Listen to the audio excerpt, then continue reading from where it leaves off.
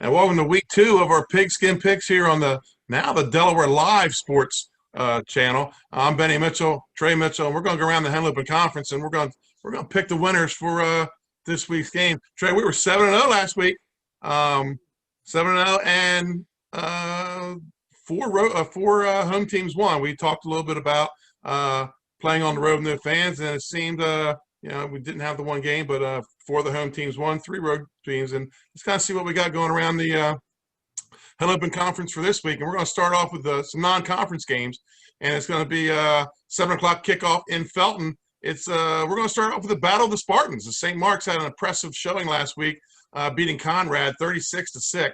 Preseason, I had Lake Forest to be in the mix this year, but Spartans graduated a lot of their big men on the line from last year, and when football started back up, some key components are missing. They hung around against an experienced Laurel team, but the third quarter sparked by the Bulldogs was the difference. If Lake Forest plays 4 full quarters, they could win this. But I'm taking the Spartans from up north in this one. I'm taking St. Mark's. Yeah, I'm always high on Lake Forest. I think they have a good program. They find ways to win games. But like you said, they lost a lot. There were some key components missing. So I'm going to definitely have to go with St. Mark's here until Lake Forest can prove they can play 4 quarters. And let's go to the other one game you're going to be at. 7 o'clock kickoff. It's the Kent County game of the week with Glenn Frazier and Nick Halliday will have the call. With this short season, this is a week 2 state tournament elimination game possibly. 5-2 could be tough with a 7-game schedule getting in. Both teams suffered big losses last week with Dover giving up 40 points to Smyrna and the Sal's allowing 35 points to Malvern Prep. With only 2 home games on the schedule, Salesianum will have to become road warriors this season. I see the Sal's getting that started this week with a win. I'm taking Salesianum. Yeah, Dover's always dangerous. They played well to start with Smyrna, and Smyrna got rolling. But Dover's still very dangerous. They're at home. They're going to come out with a high-powered offense. But I think Sally's, they played a tough Malvern Prep team. I think Sally's going to be the road team here. They're coming as a road team here, and they're going to get the job done. They're going to win. Let's move to some Northern Division games. I'm hearing this game might be postponed. Nothing confirmed yet. 7 o'clock kickoff in Woodside. It's the Tech Bowl. Polytech they'll spend most of this season getting the football program back on track, while Sussex Tech looks to be in a sort of a rebuilding year of their own. Both teams getting used to new head coaches, new systems. After being shut out last week by Caesar Rodney, the Ravens will look to get their offense rolling, and I think they will. I'm taking Sussex Tech in this game.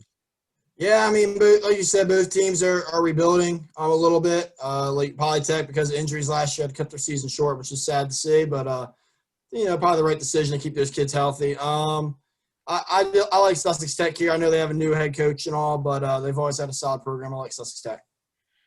Big Northern Division battle between 2 1-0 teams.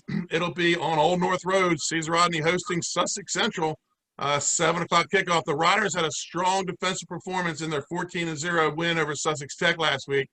But the offense may very well need to produce more than 2 touchdowns if they're going to best the Golden Knights in that wing T offense. Sussex Central was slow getting out of the train going last week, but they did find the end zone 3 times. Caesar Rodney struggled with their PAT game last week with 2 mishandled snaps. Sussex Central, 3 solid place kickers on that team. This game could come down to an extra point, possibly a field goal, advantage Golden Knights. I'm taking Sussex Central. Well, sounds like a homer call to me. I'm going to go with my alma mater here. No, this is a great game. I think it's going to be an awesome game. I do like the Riders at home here. I've always been high on Sussex Central as well. I think they have a great offense. Their defense always comes to play. But I think you made a good point about Caesar Rodney's defense stepping up last week. And I think that'll be the key for them if they win this game. And I'm going to take Caesar Rodney here. At Caesar Rodney, Sussex Central, we're going to take our alma maters here. So I guess that's my fault for sending you somewhere else, right? I'll tell you one thing. Central had quite a few penalties last week, a lot of holds. They have to clean things up. If they don't clean things up, you're right, Caesar Rodney could steal this game. Let's go to the Southern Division, and it's a 7 o'clock kickoff in Delmar. Seaford showed they were much improved last week under new head coach Mark Quillen, whose roots run deep back to Delmar. This is a week 1 for the Wildcats because they had no game with Woodbridge last week, and they will have a lot of new faces on the field. But this game boils down to one thing for me. Playing in Del Mar is hard enough. But having to play the Wildcats with only their fans in the stadium, I like the Wildcats big in this game. I'm taking Del Mar. Yeah, you just took the words right out of my mouth. It is nice to see that Seaford's on the up and up, right? They got a good head coach there. Their program's improving. That's awesome to see. But, yeah, man, Del Mar at home is already a tough game in normal circumstances. Del Mar at home with only their fans, I like Del Mar as well. 6 o'clock kickoff in Dagsboro. 2 more undefeated teams at 1-0. The Laurel Bulldogs travel down and take on the Indian River Indians. The Bulldogs were my sleeper this year in Division II.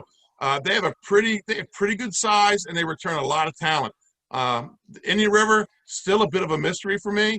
I think they could be a scary good team because they've been under the radar for the past couple of years. I would like to have seen them put more offense out of them last week against Seaford. But, hey, maybe the Henny South is more competitive than we think this year. With what Laurel did in the third quarter last week, I feel the Bulldogs take this game on the road. I'm taking Laurel. Yeah, I think you make some good points there. Indian River, even on their down years, they've always been a little dangerous in a lot of games. They hang in games. I do like them at home. But like you said, I agree. I'd like to see them put some more points up against Seaford. And I just, that Bulldogs third quarter, and just we've seen Laurel over the years, man, they stay in games and they find ways to win, or if, keep close in games they're not supposed to win. So, yeah, I'm gonna agree with you. Let's go Laurel.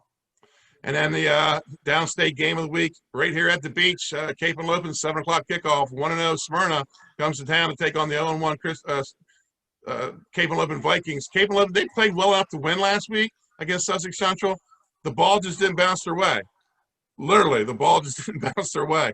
2 kickoffs that stopped and rolled inside the 5, a punt that rolled inside the 10, and a long snap that bounced off the crossbar. This week, we see how they bounce back from that tough loss. Smyrna's offense seemed to be a little slow out the gate last week, but that explosive third quarter had the Eagles pulling away from Dover, who Dover looked athletic in that game. They win the Smyrna wins the game 4-8, but the Vikings had success. They had 610 yards. Smyrna had a lot of success with that 610 yards. Cape, they like to pack the box. They had 8 in the box last week. They did slow down Sussex Central. But Smyrna's coming in with a much diverse offense. Like we said, 610 total yards, 439 coming through the air. That's going to be a tough task to take the Eagles' ability to find the end zone in this game. I'm taking Smyrna on the road. Yeah, I mean, this game is – Cape lost last week. This is an interesting game because, like you said, ball didn't roll their way. But Cape is dangerous, and Cape's at home.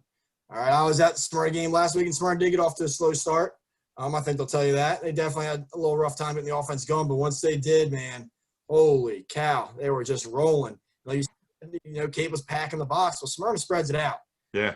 I'm up there videoing, and I'm like going as wide as I can to get everybody. They spread it out, and they'll run it from spread out. They'll throw it. They'll very unique offense, and they are not afraid to take risks and get the ball in the end zone. So, I think this is a good matchup for Cape, but I do like Smyrna. I mean, their offense is – once I saw it get rolling last week, they're dangerous, man. I like Smyrna. So last week we talked about playing on the road. 3 road teams won last week. This week, I take 7 teams on the road. You take Caesar Rodney at home. So we're both kind of picking the road team. So maybe not such a big deal having to be on the road with no fans. Yeah, I know week 1 after, a layoff and stuff, where they mentally were at. And I guess they're split down the middle, about even home teams and away teams won last week. I think now that teams got their legs under them. We could be proven wrong, but I think with another week in there and under their belt, they're going to be okay. I think they're going to tune most of those fans out. You got to remember also, even though these are home games with only their fans, it is limited capacity. Smyrna fans were pretty loud last week, but, I think these coaches and all these schools are going to do a good job when they're away to tune out that noise, right? Just focus, tunnel vision, like those race horses, man. Just have tunnel vision and get the job done.